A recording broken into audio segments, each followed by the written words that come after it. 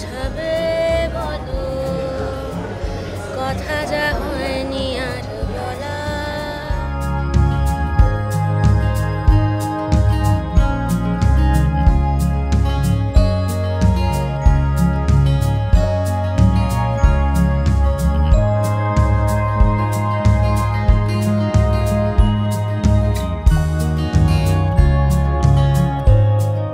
ভালো লাগছে। ছবিটা অনেকদিন আগে এবং কাকতালীয়ভাবে আমার পাশে দাঁড়িয়ে আছেন সৃজিত মুখার্জি। পক্ষীরাজের ডিমের শুটিং আমি করেছিলাম ঠিক দশম অবতার শুটিং হওয়ার পর। দশম অবতার যে বছর পুজোয় বেরিয়েছিল 2023 সালে, পক্ষীরাজের ডিম সে বছর শুটিং হওয়া ছবি। অনেকদিন বাদে রিলিজ করছে, অনেকদিন বাদে আবার নিজেদের কাজ ফিরে দেখা ভালো লাগছে, খুব এক্সাইটেড লাগছে। নিজের জন্য তো বটেই, মহাব্রত, অনুবেগ এবং সৌকর্যের জন্য। আমি আসলে মুখে আছি রেইনবো জেলির পর, বিশেষ করে এই ছবির এই ফিল্মটি দেখবার। আজকে একটা স্পেশাল দিন, স্পেশাল স্ক্রিনিং দেখি লোকজন। আজকে দেখে শেষ হওয়ার পরে কেমন লাগে তাদের চোখ দেখলেই বোঝা যায়। নিজের স্পেশাল স্ক্রিনিংয়ে সবাই ভালো বলে, অনেক দিন ইন্ডাস্ট্রি থেকে এটা বুঝে গেছি, কিন্তু চোখ দেখলে বোঝা যায় কতটা ভালো লেগেছে। সেই চোখগুলো দেখার জন্য অপেক্ষা।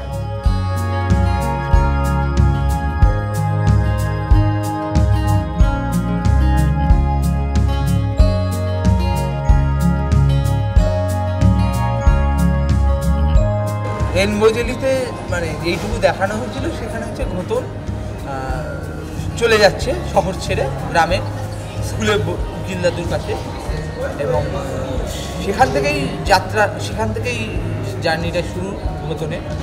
ঘোতনের যে মানে ঘোতনের মধ্যে যে বড় বয়সে যে পরিবর্তনগুলো এসছে সেটাই এই ছবিতে একটা চ্যালেঞ্জ ছিল আমার কাছে ফুটিয়ে তোলা, এবং আমি চেষ্টা করেছি সেটা ফুটিয়ে তোলা, এবং আশা করি আপনাদের সবারই ভালো লাগবে। পক্ষীরাজের ডিমে আমার গান আছে, তো অবভিয়াসলি সেটা একটা খুবই খুশির কথা। কিন্তু আর একটা স্পেশাল ব্যাপার এই গানটা, সেটা হচ্ছে যে সৌকর্যর মোটামুটি অনেকগুলো প্রথমের সাথে আমি জড়িয়ে আছি। প্রথম প্রেমটা জানি না, কিন্তু প্রথম ছবিতে আমি গান গেয়েছি পেন্ডুলাম। ওর প্রথম লেখা গান আমি গেয়েছি অদল বদল, যেটা আমার ক্যারিয়ারের প্রথম গান। এবং এইখানে যে গানটা গেয়েছি সেটা ওর সুর করা প্রথম গান সৌকর্যর। মানে সৌকর্যর প্রথম বানানো ছবিতে তো গেয়েছি, কিন্তু তারপরে আরও অনেক বানানো ছবিতেই গেছি। সৌকর্যর প্রথম লেখায় তো গেয়েছি, তারপর সেকেন্ড থার্ড আরও অনেক লেখায় গেছি। আর সৌকর্যর কোনোদিন সুর দেয়নি, এই প্রথম সুর দিল। তো যে গানটাই ও প্রথম সুর দিল সেটাও আমিই গাইলাম। কাজেই সৌকর্যর অনেকগুলো প্রথমের সাথে আমি যুক্ত, এবং সৌকর্য এত ট্যালেন্টেড একজন যে ওর প্রথম কেন, ওর প্রথম দ্বিতীয় তৃতীয় কোনো কিছুর সাথে যুক্ত হতে পারলেই আমি খুবই খুশি।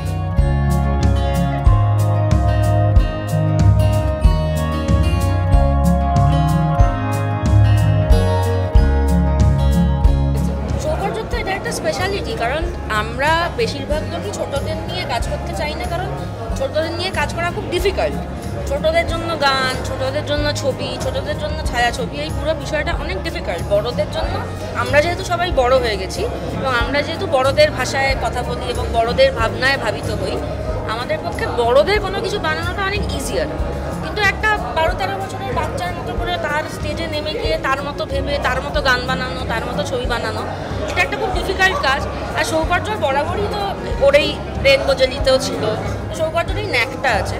এবং বাংলাতে আজকাল তো সত্যি বাচ্চাদের নিয়ে একটু কমই কাজ হয়, তো সেখানে দাঁড়িয়ে আমার মনে হয় সৌকর্য একটা খুব সুন্দর একটা জনরা নিয়ে কাজ করছে, যেখানে অনেকটা কাজ করার স্পেস আছে আমাদের। এটা ছোটদের ছবি শুধু নয়, এটা ইউনিভার্সাল ছবি, যেটা ছবিটা দেখলে বোঝা যাবে।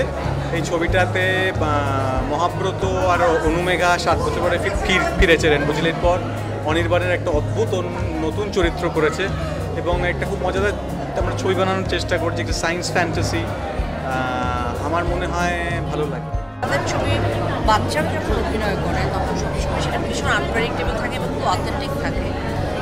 আমি আসলে বাচ্চাদের সাথে অভিনয় করতে গেলে যেমন অনেক কিছু শেখা যায়, বাচ্চাদের নিয়ে যেই কাজগুলো স্পেশালি করা যায় সেখান থেকেও অনেক অনেক আনইউজুয়াল জিনিস শেখা যায়। আর তার উপরে এখানে অনির্বাণ আছে, সেটার জন্য এটা একটু বিশেষ উৎসাহ রয়েছে আমার ছবিতে।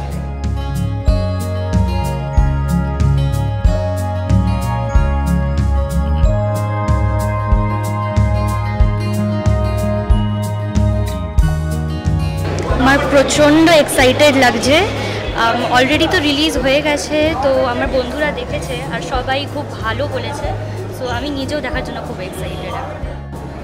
আমি তো বরাবরই চাই বাচ্চাদের ছবি হোক। আমি মিশর রহস্যকে শুরু করে বানিয়েছি, আমার মতো করে যতটা পেরেছি। সৌভাগ্য রেনবো জেলি সিকুয়েল, এটা সেই অর্থে সেই চরিত্রগুলো carry forward. So rainbow jelly খুবই সাকসেসফুল একটি বাচ্চাদের ছবি। আমার মনে হয় এটাও সেরকম একটা হবে। আর ফ্যান্টাসি জনরারও না, অনির্বাণদার সঙ্গে প্রথমবার, রেইনবো জেলি এর আগে করেছিলাম, কিন্তু অনির্বাণদার সঙ্গে প্রথমবার কাজ করেছি অ্যান্ড খুব ভালো লেগেছে, কারণ হি ইজ ভেরি ফ্রেন্ডলি আর সবসময় আমাকে সেটে গাইড করেছে। খুব ভালো লাগছে, ট্রেলারটা তো খুব অ্যামেজিং হয়েছে, তাই জন্য আমি really excited to watch the film. তো এখন যাবো, ফিল্মটা দেখবো। অনির্বাণদাকে ফাটাফাটি লাগছে।